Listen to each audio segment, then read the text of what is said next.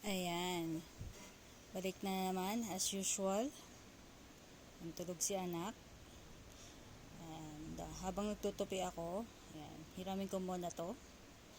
At medyo malamok po ngayon. Ayan. At ako'y kinakagat kanina ng mga mababait. Ayan, may gamit muna ako ng humidifier sa kwarto.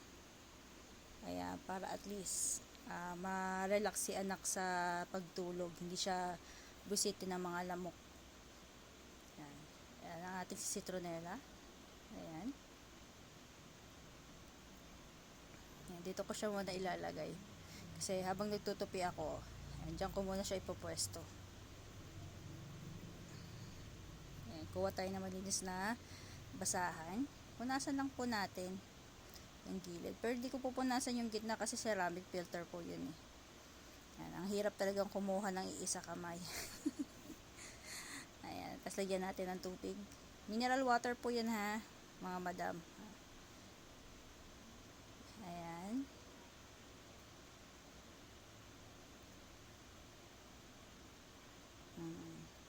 Di ko siya masyadong nasa ano lang siya, nasa 200 ml lang.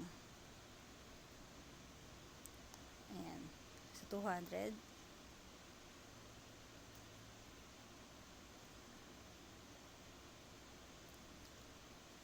At ano yun na natin si citronella. 5 cups lang din po lalagay ko. Ayan. Ayan, ang hirap talaga kumuha ang iisang kamay. Ayan, maglagay na tayo. Huwag sana tumapon. Pero tumapon siya. Ayan, sayang. Isa. Tansyahin ko na nga lang. Ayan. 4, 5. Ayan. O, kumulay na siya.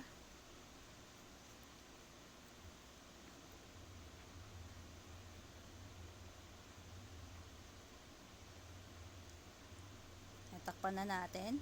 Tapos, saksak na natin siya. Prepare na natin. Ayan. Tutulog si anak.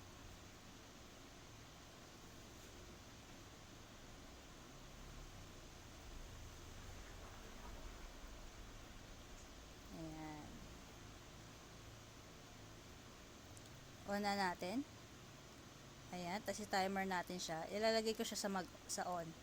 Ayan. Maghapon siya bale. Ayan. Mamamatay lang siya, magto-turn off pag wala na siyang tubig. Tapos light, pwede naman kahit hindi nyo nabuksan kasi katanghali ang tapat naman eh. Ayan. Lumabas na yung usok niya. Ayan. Malakas po yung humid niya ha. Ayan. Di lang po kita sa screen. Kasi yan, ating si citronella at syempre ating 250 ml. Ayan. Yan naman si bubble gum. Ay nako.